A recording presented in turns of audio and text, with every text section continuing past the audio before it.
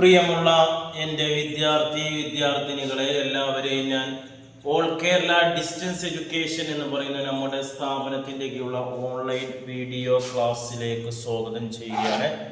ഇന്ന് ഞാൻ നിങ്ങൾക്ക് മുമ്പിൽ പ്രസൻറ്റ് ചെയ്യുന്നത് NISൻ്റെ +2 ഹ്യൂമാനിറ്റീസിൻ്റെ സോഷ്യോളജിയുടെ ന്യൂ സിലബസ് ക്ലാസ്സാണ്.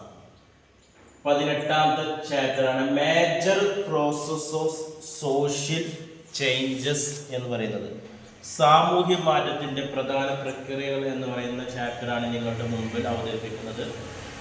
എൻ്റെ വീഡിയോ കേൾക്കുന്ന എല്ലാവരും ലൈക്ക് ചെയ്യുക, ഷെയർ ചെയ്യുക, കമൻറ്റ് ചെയ്യുക, സബ്സ്ക്രൈബ് ചെയ്യുക. നമുക്കറിയാം 2024 അവിടുന്ന് അങ്ങോട്ടും പരീക്ഷ എഴുതുന്ന വിദ്യാർത്ഥികളുടെ സിലബസിൽ അപ്ഡേഷൻ ഉണ്ട്.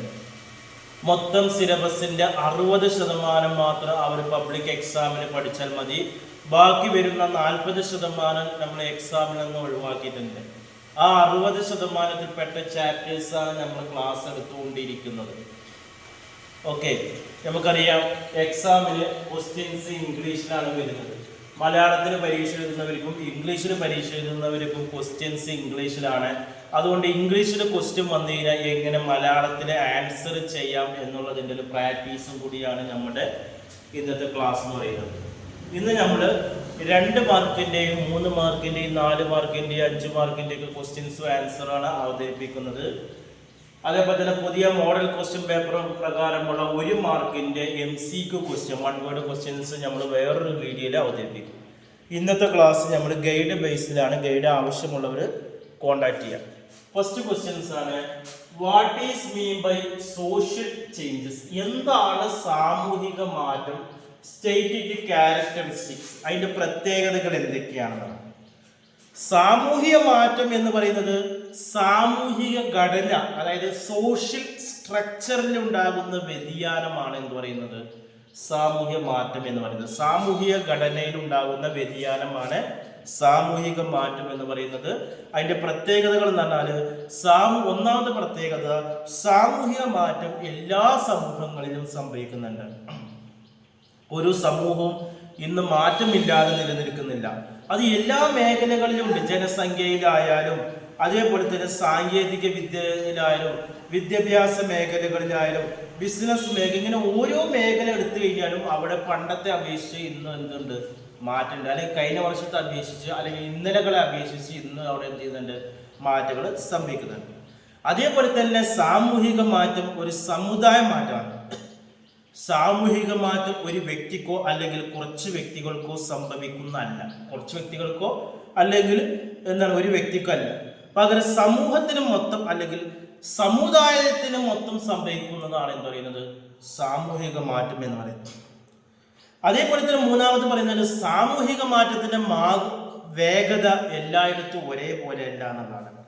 പല സമയത്തും പല രീതിയിലാണ്. ഇന്ന് ആധുനിക ലോകത്തിൽ രാജ്യങ്ങളുടെ സാമൂഹിക മാറ്റം, ഒരു ഉദാഹരണമാണ് ജനസംഖ്യ ആണെങ്കിൽ ഇന്ത്യയും ചൈനയുമാണ് പെട്ടെന്ന് അത് കൂടി വരുന്നത്.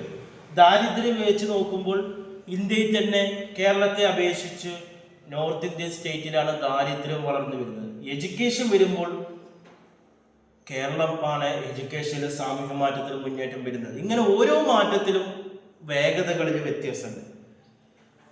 നാലാമത് പറയുന്നത്, സാമൂഹ്യ മാറ്റം സംഭവിക്കുന്ന ഒരു നിയമം പോലെയാണ്. സാമൂഹ്യ മാറ്റ നിയമം പോലെയാണ്. ഇത് സ്വാഭാവികമായ ഒന്നാണ്. മാറ്റം സമൂഹത്തിൽ സ്വാഭാവികമായി തന്നെ നടന്നുകൊണ്ടിരിക്കും. 5, സാമൂഹിക മാറ്റം മുൻകൂട്ടി നിശ്ചയിക്കാൻ സാധ്യമല്ലാണ്. വ്യക്തമായി നിർവചിക്കാൻ കഴിയാത്ത ഒന്നാണ് സാമൂഹ്യ മാറ്റം. 6ാമത് പറയുന്നത്, സാമൂഹിക മാറ്റം ഒന്നിനു പുറകെ ഒന്നായി സംഭവിക്കുന്നു. 7, സാമൂഹിക മാറ്റം സംഭവിക്കുന്നത് ഒരുപാട് ഘടകങ്ങളുടെ പരസ്പര ബന്ധത്തിൽ കൂടിയാണ് സാമൂഹിക മാറ്റം നടക്കുന്നത്. ഈ രണ്ടാമത്, discuss the 3 pattern of social change. സാമൂഹിക മാറ്റത്തിന്റെ 3 പാറ്റേൺ എന്തൊക്കെയാണെന്നുള്ളതാണ്. 3 മാതൃകകൾ എന്തൊക്കെയാണ്. അതിൽ ലീനിയർ ചേഞ്ച് ഉണ്ട്. ലീനിയർ എന്ന് പറഞ്ഞാൽ ഒരേ രീതിയിലുള്ള മാറ്റമാണ്, പാരമ്പര്യ അടിസ്ഥാനത്തിൽ നിന്നുള്ള മാറ്റമാണ്. സമൂഹം വളരെ ലളിതമായ അവസ്ഥയിൽ നിന്നും സങ്കീർണമായ അവസ്ഥയിലേക്ക് മാറുന്ന ഒരു അവസ്ഥയാണ് അല്ലേ. ആദ്യം കുറച്ച് വീടുകൾ ഉണ്ടാകുന്നുണ്ട്, അത് പിന്നെ വില്ലേജുകളായി മാറുന്നുണ്ട്, വില്ലേജിൽ നിന്ന് ടൗണായി മാറുന്നുണ്ട്, ടൗണിൽ നിന്ന് സിറ്റി അല്ലേ, പിന്നെ മെട്രോപൊളിറ്റൻ സിറ്റി, അങ്ങനെയൊക്കെ മാറ്റങ്ങൾ വരുന്നുണ്ട്. ഇതാണ് ലീനിയർ ചേഞ്ച് എന്ന് പറയുന്നത്, ഒരേ രീതിയിലുള്ള മാറ്റം. പിന്നെ സൈക്കിളുകൾ ചേഞ്ച് ചെയ്യുന്നുണ്ട്. സാമൂഹിക മാറ്റം ചാക്രികമായി വൃത്താകൃതിയിൽ നടക്കുകയാണ്. ഇതൊരു ഘട്ടത്തിൽ നിന്ന് മാറിക്കൊണ്ട് മറ്റൊന്നിലേക്ക് എത്തിക്കുകയും വീണ്ടും ആദ്യം മുതൽ ആവർത്തിക്കുകയും ചെയ്യുന്നുണ്ട്. പിന്നെ ഫ്ലക്ച്വേറ്റിംഗ് ചേഞ്ച്, ഏറ്റക്കുറച്ചുകൾ സമൂഹത്തിൽ കാണാൻ കഴിയും. ചില സമൂഹ സാഹചര്യങ്ങൾ മാറ്റം വളരെ സാവധാനത്തിലേ സംഭവിക്കുള്ളൂ, എന്നാൽ ചില സ്ഥലത്ത് വളരെ പെട്ടെന്ന് സംഭവിക്കും. ഉദാഹരണമായി കാലാവസ്ഥയിൽ ഉണ്ടാകുന്ന മാറ്റം, അല്ലേ? കാലാവസ്ഥയിലുള്ള മഴ എന്ന് പറയുന്നത് അതിന് പ്രത്യേക മാസങ്ങളിൽ മഴ കൂടുതലായിരിക്കും. ചൂടിൻ്റെ കാര്യം എടുത്ത് നോക്കിക്കഴിഞ്ഞാൽ അപ്പോൾ അതാണ് ഫ്ലക്ച്വേറ്റിംഗ് ചേഞ്ച് എന്ന് പറയുന്നത്. അതിനനുസരിച്ച് കൃഷിയിൽ ഉണ്ടാക്കുന്ന വ്യതിയാനങ്ങളൊക്കെ വരും. ഇനി അടുത്ത ചോദ്യമാണ്, explain the theory of social changes ആണ്. സാമൂഹ്യ മാറ്റത്തിന്റെ സിദ്ധാന്തങ്ങൾ എന്തൊക്കെയാണ് തത്വങ്ങൾ? അതിൽ ഒന്നാമത് പറയുന്നത് എവല്യൂഷണറി അപ്രോച്ചാണ്, പരിണാമപരമായ സമീപനമാണ്.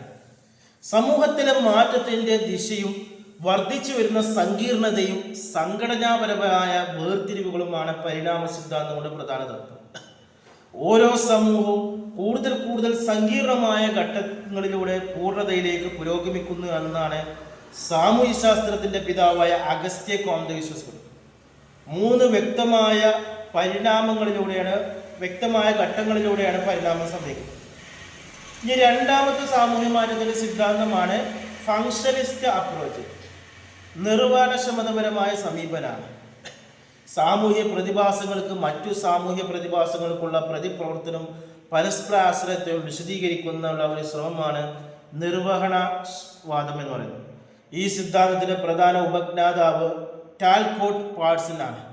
അദ്ദേഹത്തിന്റെ സന്തുലിത മാതൃകയിൽ സമൂഹത്തിന്റെ ഒരു ഭാഗത്ത് മാറ്റം സംഭവിക്കുമ്പോൾ മറ്റു ഭാഗങ്ങളിൽ ക്രമീകരണങ്ങൾ നടക്കുന്നതായിരിക്കണം.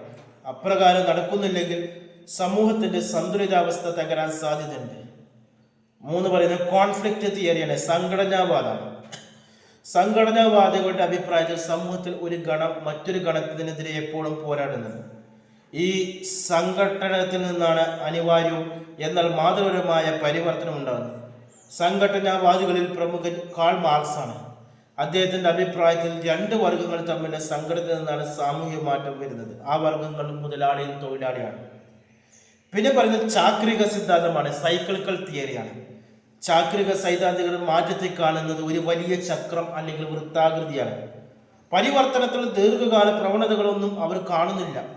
അതിനു പകരം അവർ കാണുന്നത് സമൂഹം വളർച്ചയുടെയും തളർച്ചയുടെയും ഇടവിട്ടുള്ള ഘട്ടങ്ങളിൽ കൂടി കടന്നുപോയിക്കൊണ്ടിരിക്കുകയാണ്. ഇനി 4ാമത്തെ ചോദ്യമാണ്, difference between the term evolution and revolution എന്ന് പറയുന്നത്. പരിണാമവും വിപ്ലവവും തമ്മിലുള്ള വ്യത്യാസം എന്താണ്? പരിണാമം എന്ന് പറഞ്ഞാൽ 3 പരിണാമം എന്ന വാക്ക്, പരിണമിക്കുക എന്നുള്ള വാക്കിൽ നിന്നാണ് പരിണാമം ഉണ്ടായത്. പരിണമിക്കുക എന്ന് പറഞ്ഞാൽ രൂപാന്തരപ്പെടുകയാണ്. ഇംഗ്ലീഷിൽ എവല്യൂഷൻ എന്നാണ് പറയുന്നത്. വേർതിരിഞ്ഞ് സംയോജിക്കുന്ന ഒരു പ്രക്രിയയാണ് പരിണാമം. ഒരു സമൂഹം ലളിത രൂപത്തിൽ നിന്നും സങ്കീർണ രൂപത്തിലേക്ക് ചെറിയ മാറ്റങ്ങളിലൂടെ രൂപാന്തരപ്പെടുന്നുണ്ട്. സാമൂഹ്യ പരിണാമത്തിന്റെ പ്രത്യേകത എന്ന് പറഞ്ഞാൽ ലളിതമായ അവസ്ഥയിൽ നിന്ന് സങ്കീർണമായ അവസ്ഥയിലേക്ക് പരിണാമം സംഭവിക്കുന്നു. 2 പരിണാമം സംഭവിക്കുമ്പോൾ ഐക്യരൂപമുള്ള സമൂഹം സങ്കര രൂപം കൈക്കൊള്ളുന്നു. 3 അത്ര വ്യക്തിപരമല്ലാത്ത സമൂഹം കൂടുതൽ വ്യക്തിപരമായി തീരുന്നു.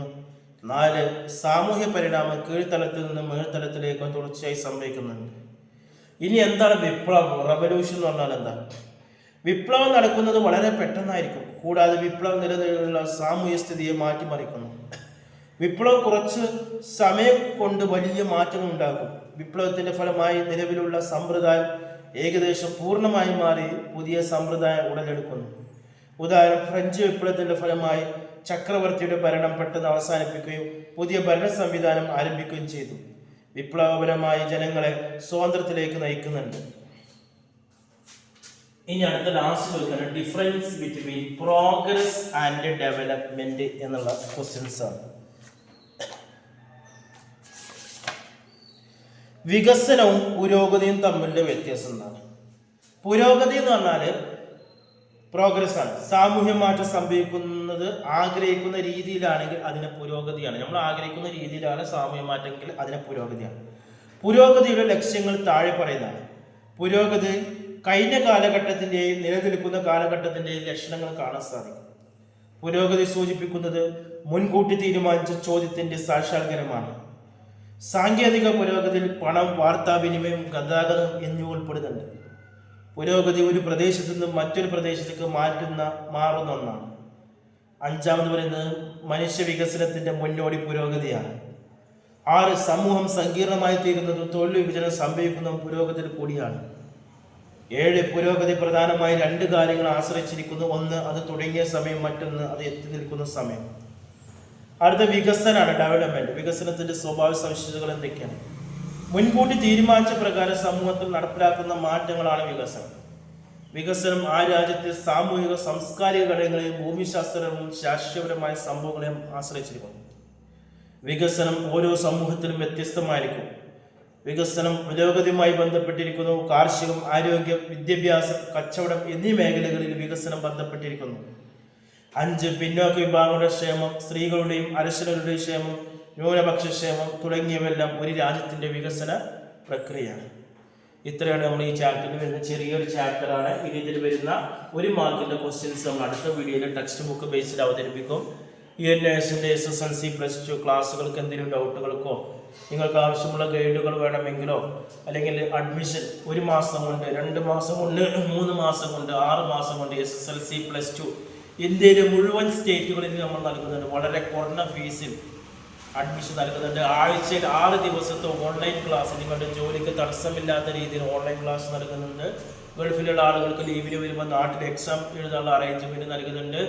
ഇനി പരീക്ഷ പോയി എഴുതാൻ പ്രയാസമാണെങ്കിൽ നമ്മൾ ബോസ് എഡ്യൂക്കേഷൻ ബോർഡിന്റെ കീഴിൽ ഓൺലൈനായിട്ട് പരീക്ഷ ചെയ്ത് +2 SSLC നൽകുന്നുണ്ട്. അതുപോലെ Sreenarayana university degree PG admission നമ്മുടെ സ്ഥാപനത്തിൽ ചെയ്തു കൊടുക്കുന്നുണ്ട്. കൂടുതൽ വിവരങ്ങൾക്കും അഡ്മിഷനും കോൺടാക്ട് ചെയ്യുക 9037114679. Okay, thank you.